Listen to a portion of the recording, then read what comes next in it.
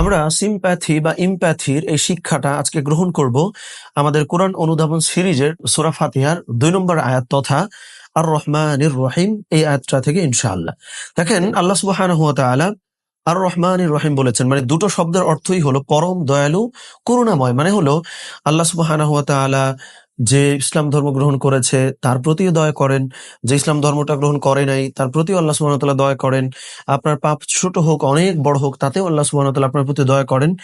এই আয়াতটা আমরা সবসময় পড়ে আল্লাহ সুবহানাহু ওয়া তাআলার ক্ষমা চাই, গুনাহের জন্য মাফ চাই, পরম করুণাময় দয়ালু, এই চর্চাগুলো আমরা আসলে করি। আমি যেটা বলতে চাইতেছি, দেখেন, এই আয়াতের অনেক বড় একটা বাস্তবায়ন বা হচ্ছে যে অনেক বড় একটা শিক্ষা আমাদের জীবনে যেটা রয়ে যায়, যেটা আমরা আসলে স্কিপ করি অনেক ক্ষেত্রেই, সেটা হচ্ছে, ধরেন এই আয়াত আমি নামাজের মধ্যে একটু আগে মসজিদে পড়ে আসছি।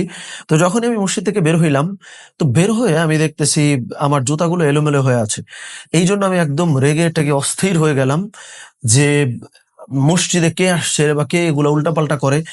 একটু আগে আপনি নামাজে আর রহমানির রহিম পড়ে আসছেন, অথচ মসজিদ থেকে বের হয়ে আপনি এই দয়া মায়া নিয়ে চিন্তাই করতে পারলেন না যে আমি যখন ছোট ছিলাম তখন আমি তো হচ্ছে না বুঝে স্যান্ডেল গুলো এলোমেলো করে ফেলতে পারতাম।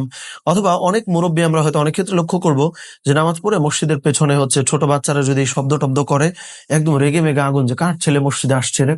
সো এইভাবে বলে আমি আসলে কি বুঝাইলাম? একটু আগে নামাজে আমি যেখানে আর রহমানির রহিম বললাম, তার মানে হলো আমার ভিতরে তো এই সিম্প্যাথি বা ইমপ্যাথির এই প্র্যাকটিসটা থাকবার কথা ছিল, যে ওই ছোট্ট বাচ্চাটার মতো বয়সে আমি আসলে যখন ছিলাম, আমি কি তখন খুব বেশি গুরুত্বের সঙ্গে মসজিদ কি এগুলো বুঝতাম, বা আদতে আমি মসজিদেই আসতাম কিনা। এইভাবে করে ওই বাচ্চাটার অবস্থানে নিজেকে যে কল্পনা করলাম, এই যে ইমপ্যাথির প্র্যাকটিসটা আমি করলাম, এই ব্যাপারটা কিন্তু আর রহমানির রহিম সূরা ফাতিহার 2 নম্বর আয়াতে আল্লাহ সুবহানাহু ওয়া তাআলা আমাদেরকে শেখালেন।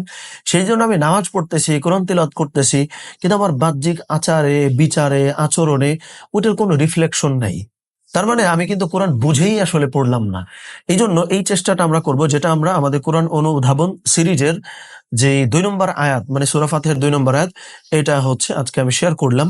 আল্লাহ সুবহানাহু ওয়া তাআলা আমাদের সকলকে অনেক বেশি দয়াশীল হবার তৌফিক দান করেন সমস্ত ক্ষেত্রেই। আমিন। আসসালামু আলাইকুম ওয়া রাহমাতুল্লাহ।